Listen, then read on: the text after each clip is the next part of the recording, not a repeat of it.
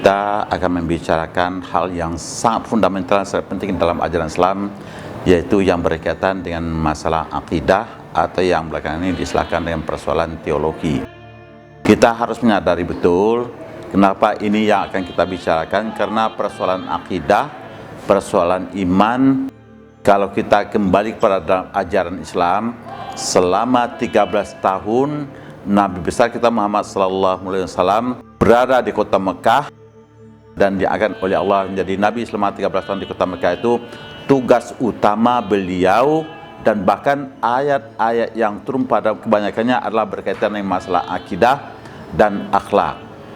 Jadi periode Mekah itu yang harus kita sadari, ayat-ayat Al-Quran turun di periode Mekah sebanyak 91 surat dari surat 114. Dari 91 surat itu, isinya yang terbanyak dan yang sangat mendasar adalah berkaitan dengan masalah akidah wal akhlak. Dan ini yang sangat dilupakan. Kalau kita sekarang biasanya berbicara tentang agama, apalagi tentang Islam, orang biasanya mulai dengan persoalan-persoalan fikih, orang berbicara mengenai masalah-masalah khilafiyah. Padahal persoalan akidahnya belum mendasar dan belum mendalam. Karena itu kita ingin sebagaimana ajaran dari agama kita, dan sebaiknya juga kalau kita memberikan penjelasan tentang agama, mari kita mulai dari Al-Quran, dan yang kita mulai dari persoalan akidah itu sendiri. Persoalan akidah yang pada mulanya diajarkan oleh Nabi besar kita Muhammad SAW kepada para sahabatnya, itu sama sekali tidak ada permasalahan, tidak ada persoalan, dan para sahabat Nabi SAW menerima dengan secara baik.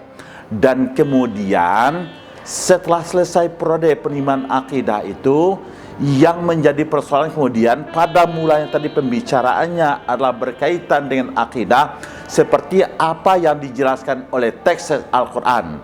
Dan bahkan para sahabat waktu itu tidak banyak mempertanyakan bagaimana artinya ini, bagaimana. Yang penting para sahabat menerima apa yang disampaikan oleh Nabi besar kita Muhammad SAW.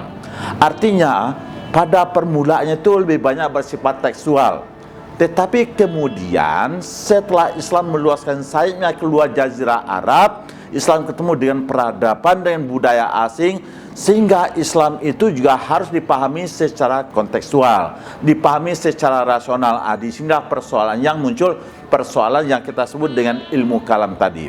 Waktu Islam itu sudah berkembang keluar Jazirah Arab, mana yang lebih dominan?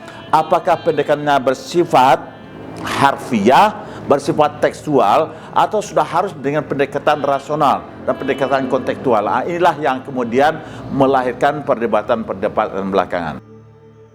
Hal yang paling utama sekali kita sadari juga adalah bahwasanya setelah Nabi besar kita Muhammad SAW meninggal, persoalan yang pertama terjadi adalah persoalan politik.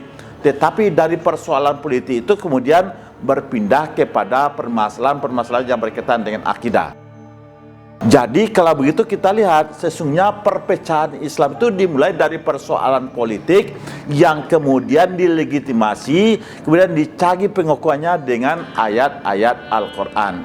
Sampai sekarang seperti inilah kita lihat, persoalan-persoalan politik selalu saja dicari ayat-ayat untuk melegitimasinya dengan ayat-ayat Al-Quran. Dan disinilah terletak perbedaannya antara ajaran Islam dengan ajaran Kristiani. Kalau Kristiani sesungguhnya perpecahan yang pertama itu jadi adalah persoalan teologi. Setelah meninggalnya Isa Al-Masih atau Yesus, orang memperdebatkan Yesus ini apakah dia Tuhan atau manusia berpakaian Tuhan, atau yang Tuhan yang berpakaian manusia. Ini terjadi perdebatan. Dan sampai sekarang persoalan di dalam Kristen yang terjadi adalah persoalan teologi dan perpecahan di sana. Di dalam Islam seperti yang kita bilang tadi, perpecahan yang pertama terjadi dalam bidang politik, dan sampai sekarang perpecahan dalam bidang politik selalu dibumbui, selalu didandani dengan pakaian teologi.